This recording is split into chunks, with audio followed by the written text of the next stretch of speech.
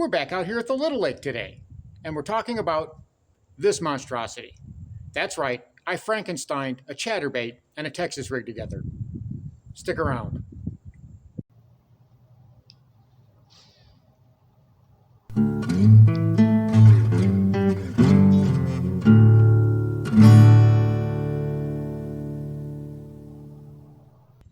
Here is this video's featured comment.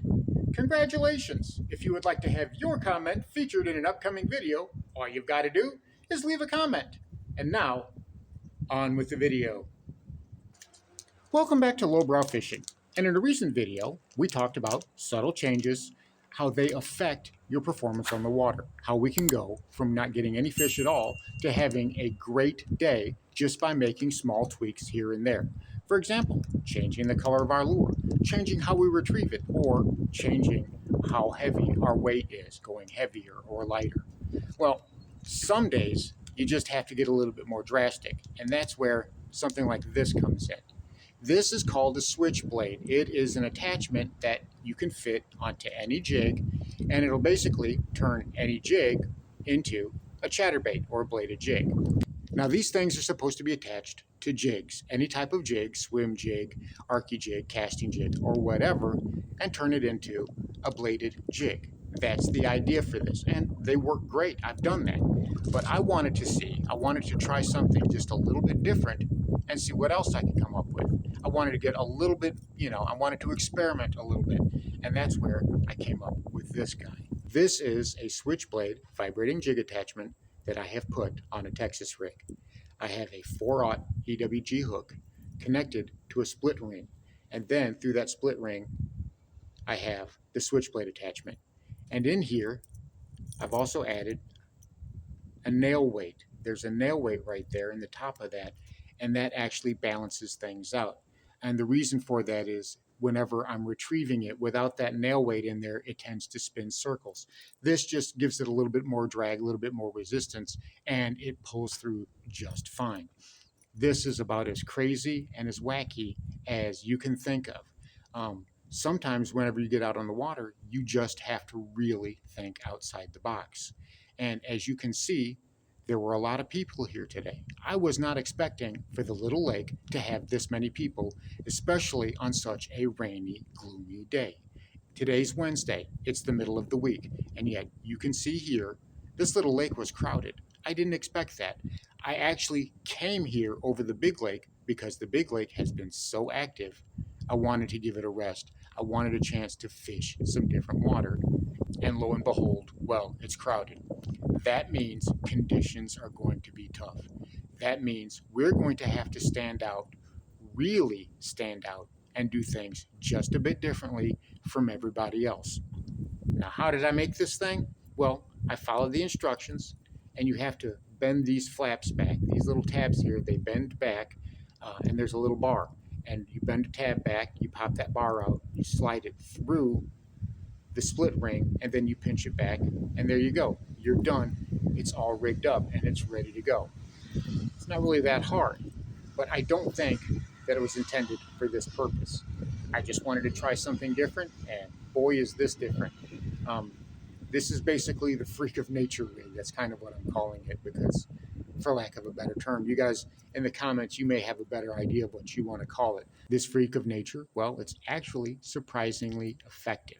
Sometimes you just have to drastically change things up. That's the point. That's the entire point that I'm trying to make. Sometimes you just have to go loud and proud. If people are fishing a jerkbait and they're fishing them slow with a lot of pauses, well, go with something a lot more loud. Perhaps you're burning a lipless crank. Perhaps you're using a jerkbait, but you're going to really rip it. You're going to completely and totally change that presentation. Kind of give it a little look-see.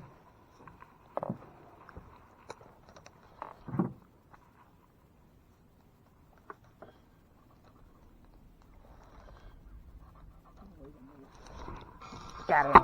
I got him. Oh yeah, come on you, that's nice. I got him. You're not. Oh yeah. You don't have a net though. I don't need a net. I'm going to boat flip his butt. Come on. He choked it too. Look at that. There you go. Oops. Now, when it comes to setting this up, you can see that I've got kind of a creature bait here, cross style. This is a Berkeley Pit Boss, and this has got a green pumpkin back with kind of a red belly. I'm just trying to more mimic the craw that the bass are feeding on right now. But you could put whatever you would want a Texas rig on here. You could put a fluke on here. You could put a Senko on here. You could put a trick worm. We could put a magnum worm, curly tail, whatever you normally would use on a Texas rig will go on here. How am I fishing it? Well, I'm fishing it very similarly to how I fish a regular Texas rig. I pop it up, I'm waiting for that blade to thump, and then I let it drop. And in the water, you can see how this thing just kind of flutters around as it falls. It's kind of got this real erratic, this real chaotic drop to it that the bass find very enticing. They find it very appealing.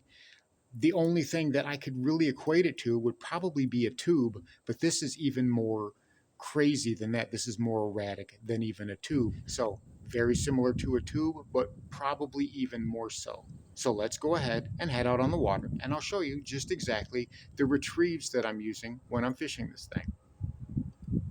Now the way I'm rigging this is, you see after I've got it put together, I'm going to take my stick bait and I'm going to thread it on just like I normally would. In this case this is a cream stick bait.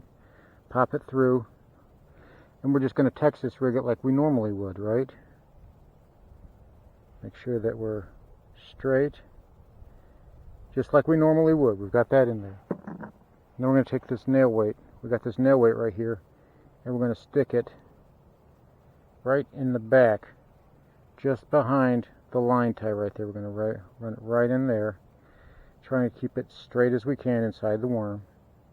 You want to get that nail weight like that, where it's completely submerged in there. That's what you want. You want that nail weight completely in there so it doesn't inhibit the blade action at all. You see how crazy the action is on that thing?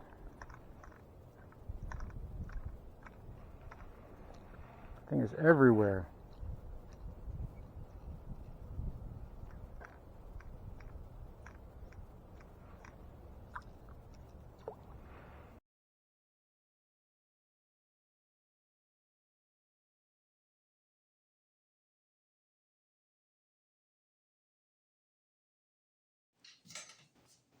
See if I can get this right.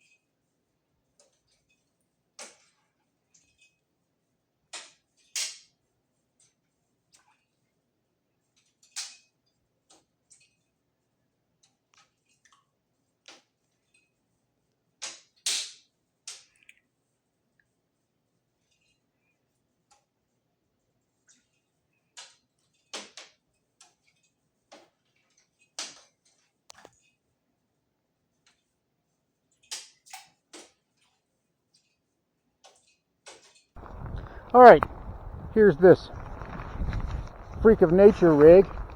And the way you fish this is not really that hard. I mean, you fish it pretty much like you would any bottom bouncing technique. We're going to let it fall, we're going to let it sink, and we're going to pop it a couple of times. Not a whole bunch, but we do want to feel that blade. We want to feel that blade go thump thump. And that's kind of what we're doing. I'm going to let it go back down, sink down. Let it rest for a second.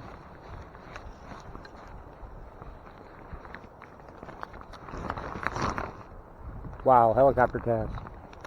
And I'm casting right into a strong wind. Anyway, throw it out there, let it sink. Pop it up a couple times. let it sink back down. Let it sit. I'm watching my line. Pop it up a couple times. Again, I want to feel that line. I want to feel that blade thump. And pick up on it like that. I can do that as well. Give it more of a vigorous stroke.